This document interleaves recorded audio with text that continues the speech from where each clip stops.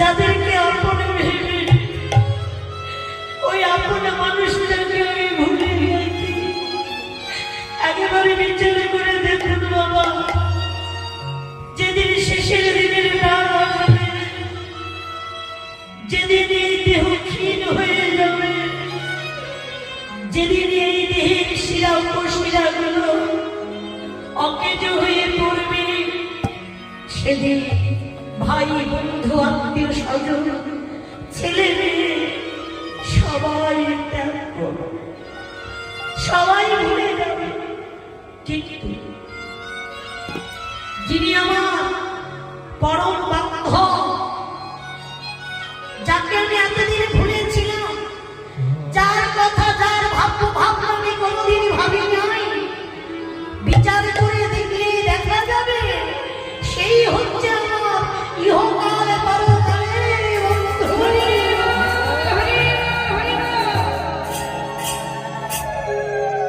সেই গোবিন্দ বিনে, সেই গোবিন্দ বিনে বান্ধবের জগতে আর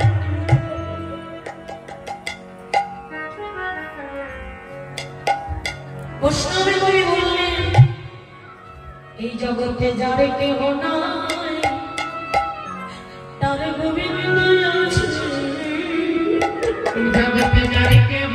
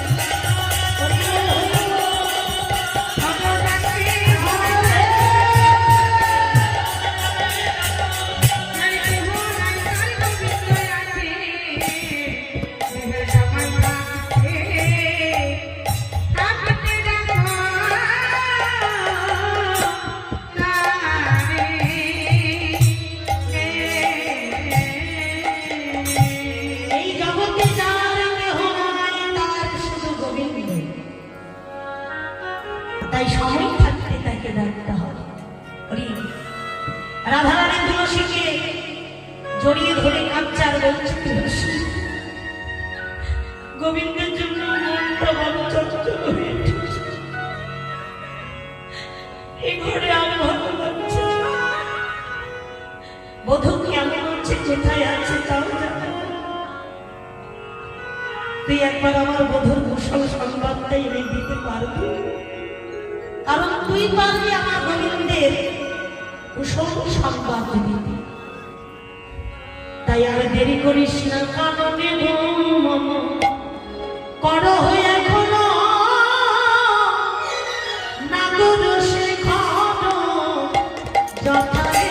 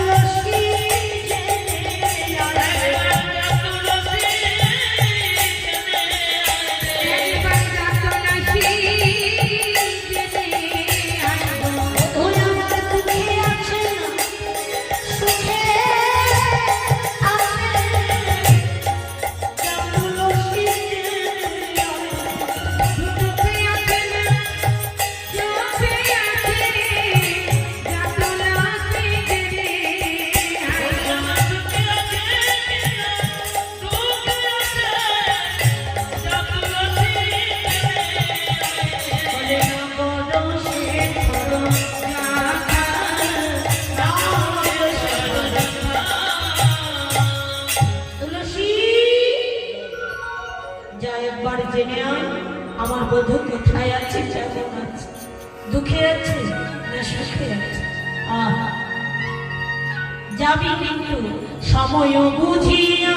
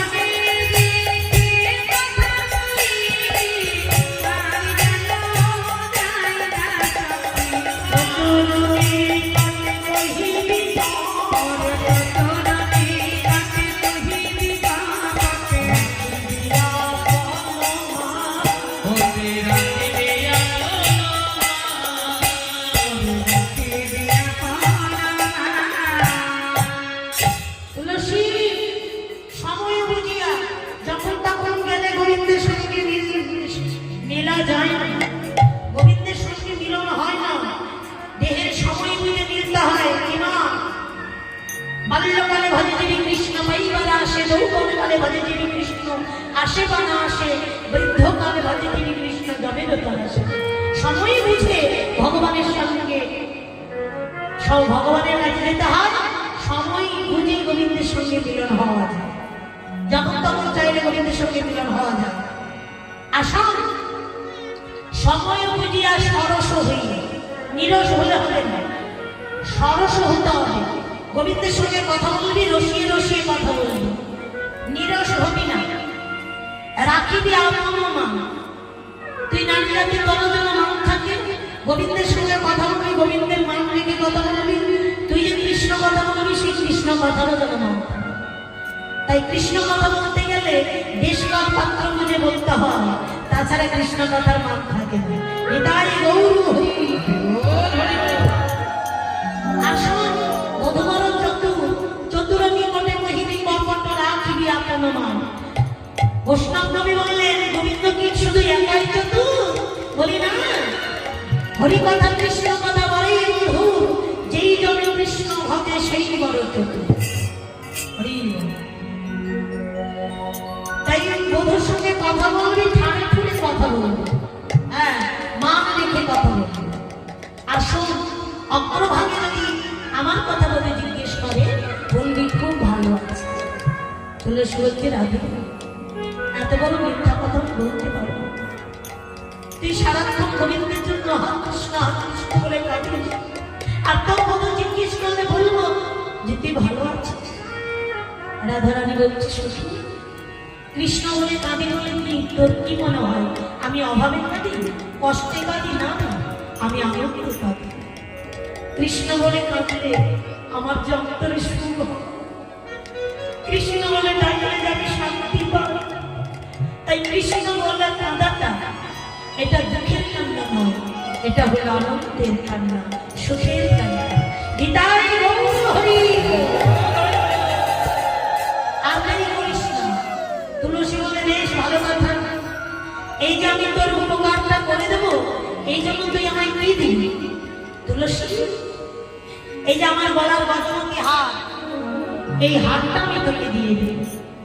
তুলসী বলছে রাধে এত বড় দামি দামি হার তুই আমায় দিস না, যদি দিস গজ বাদ দিয়ে হার বাদ দিয়ে তুই আমায় মতি দিস, যেন তোর যুগল চরণে থাকে মতি, যুগল চরণে থাকে মতি, থাকে মতি। শুধু এক জনমে নয় জনমে জনমে ও তোর যুগল চরণে যেন থাকে। যুগল চরণে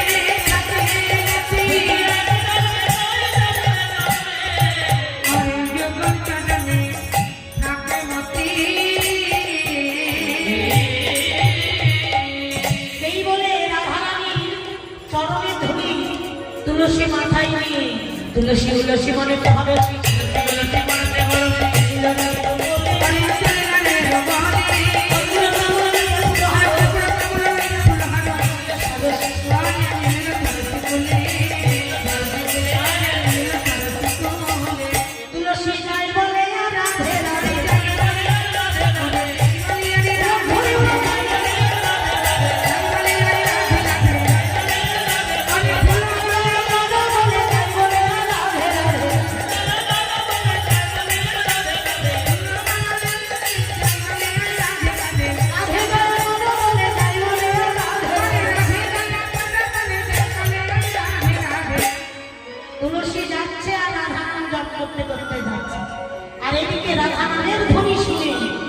গোবিন্দনাথ চন্দ্রী উঠেছে।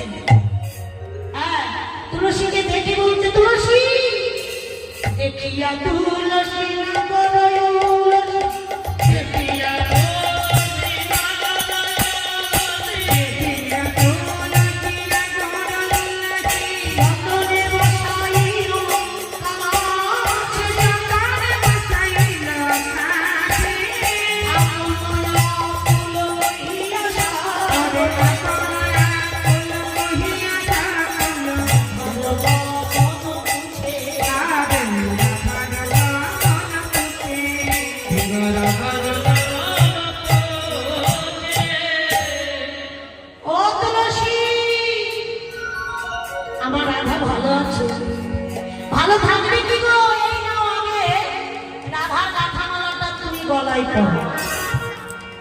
আর এই নাও কর্পূর মিশ্রিত তাম্বুল, এটা রাধারানী পাঠিয়েছে, এটা তোমার বদনে নিলাম, তুমি আগে বদনের সেবা করো। এবার বলি শোনো, তুমি যেমন আছো তোমার রাধাও ঠিক তেমনই আছে। এই যে তোমার কাছে না, তুমি রাধার কথা জিজ্ঞেস করছো যে তোমার রাধা কেমন আছে, সুখে আছে না দুঃখে আছে। ঠিক তোমার কাছ থেকে যখন আমি রাধার কাছে গিয়েছিলাম, আমার রাধারানীও নিজের কথা না বলে তোমার কথা জিজ্ঞেস করছি।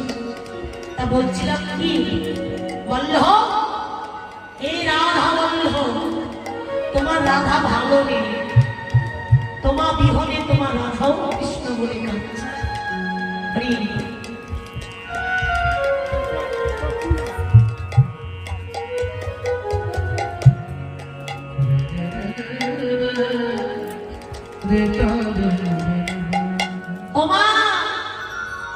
গোবিন্দ তুলসীর দুটো হাত চেপে ধরেছে, তুলসী আমার রাধারানীকে একটু মিলিয়ে দাও না তুলসী। রাধারানীর জন্য যে প্রাণটা আমার বড় হচ্ছে, রাধা বদন দর্শন না করলে আমি হয়তো আর অন্তরের সুখ পাবো না, শান্তি পাবো। একবার মিলিয়ে দাও। বৈষ্ণব কবি বললে শুধু ভক্তই ভগবানের জন্য কাঁদে না, যে ভক্ত ভগবানের জন্য কাঁদে সেই ভক্তের জন্য ভগবান জনমে ভরে কাঁদে। তাই বৈষ্ণব কবি বলছে, ভাবছ বসে চলবে কিসে, তুমি ভাববার কে, যার ভাবনা সে ভাবিছে, তুমি ভাবো তাকে। অবা নিজের ভাবনা ছেড়ে দাও, কৃষ্ণের সুখে সুখী হও, কৃষ্ণ কথা চিন্তা করো, কৃষ্ণ ভাবো, ভাবনা ভাবো, দেখবে জগৎ সুখে যাবে। রাধারানী সখী তুলসী গোবিন্দকে সান্ত্বনা দিয়ে বলে, হে গোবিন্দ তুমি সরস্বতী বসে রাধারানী জপ করো, দেখছি আমি রাধারানী তোমার সঙ্গে মিলাতে পারবো কিনা, আমি একটু চেষ্টা করে দেখি। গোবিন্দের কুশল সংবাদ নিয়ে রাধারানীর কাছে গেলেন, আর রাধারানীকে তুলসী সব কথা খুলে বললেন, রাধে তোর বধুর বদন দর্শন না করলে তোর বধূ হয়তো কানে বাজবে না, তাই একবার ছলনা করে হোক আর যে কোনো প্রকারে হোক বধূকে দেখা দিয়ে প্রাণ বাঁচা। রাধারানী ছলনার আশ্রয় নিলেন। সখীরা বললে, রাধে আজকে তিথিটা ভালো তিথি আছে, এই তিথিতে যদি সূর্য পূজা করা যায় তাহলে সূর্য পূজার ছলনা আমরা কৃষ্ণ পূজা করতে পারবো, তাই তুই একটু ছলনার আশ্রয় নেই। রাধারানী কিভাবে কাঁদছে না? শ্বাসমুখে শ্বাস ছাড়িয়া কান্দে বিরহিণী।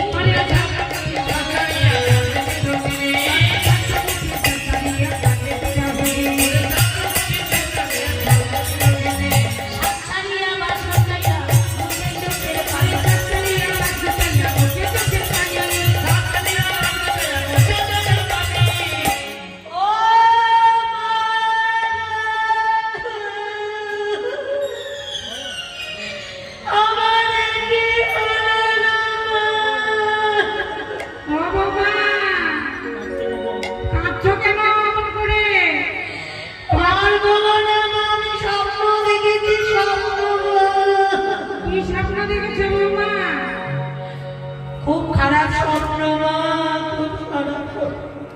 খারাপ স্বপ্ন বলে দিতে হয় বৌমা। এই দেখো বৌমা, এই ভরা দুপুরবেলা তুমি কাঁদছো, পাড়ার লোকে শুনলে বলবে কি? পাড়ার লোকে শুনলে বলবে কি? বলবে বৌমাকে দেখতে পাই। হ্যাঁ, কি হয়েছে? বলে লই ভাই জটিলা কাঁদছো কেন মাই?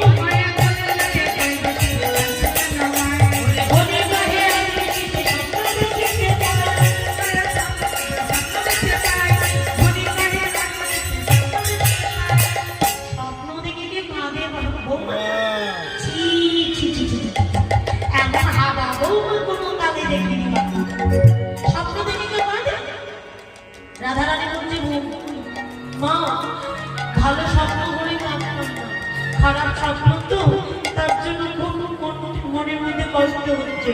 কষ্ট? খারাপ? কেমন খারাপ?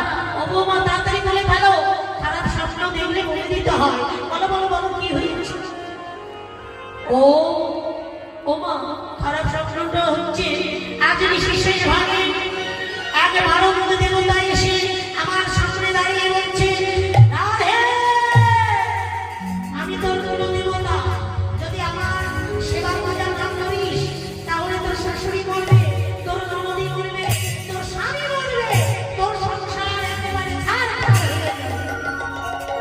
ও মা, তুমি বলো, স্বামী যদি মরে যাবে তবে মোর বিবাহ? একজন নারীর সম্বল হলো, সর্বস্ব সম্বল হলো স্বামী। স্বামী যদি মরে যায় তাহলে আমার কি হবে? এই জন্য আমি কাঁদছি। ও বাবা, বললাম প্রতিকার কিছু দেখেছো? প্রতিকার দেখেছি মা, দেখেছি দেখেছি। কি করলে ভালো হবে? ওই স্বপ্ন শুধু দেখিনি, দুঃস্বপ্ন নয়, তার মধ্যে প্রতিকারও দেখেছি। প্রতিকারটা কি জানো না? সূর্যদেব করিলে পূজা,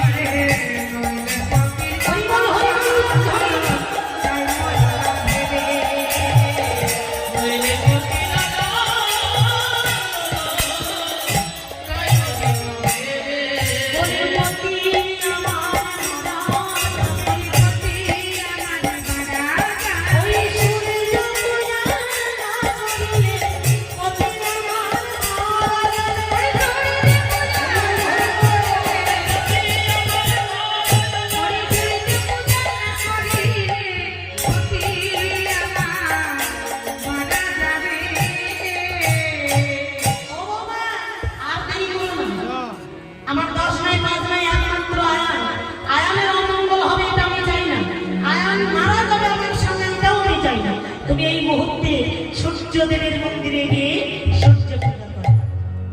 কই সূর্য পূজার সখীরা কোথায়? এই যে থালা মাথায় নেন সবাই। সূর্য পূজার সখীরা সাজনি? এই যারা আসছে ওদেরকে থালা মাথায় নিতে। আচ্ছা, এই সূর্য পূজার থালাগুলো কাঁদে? আসো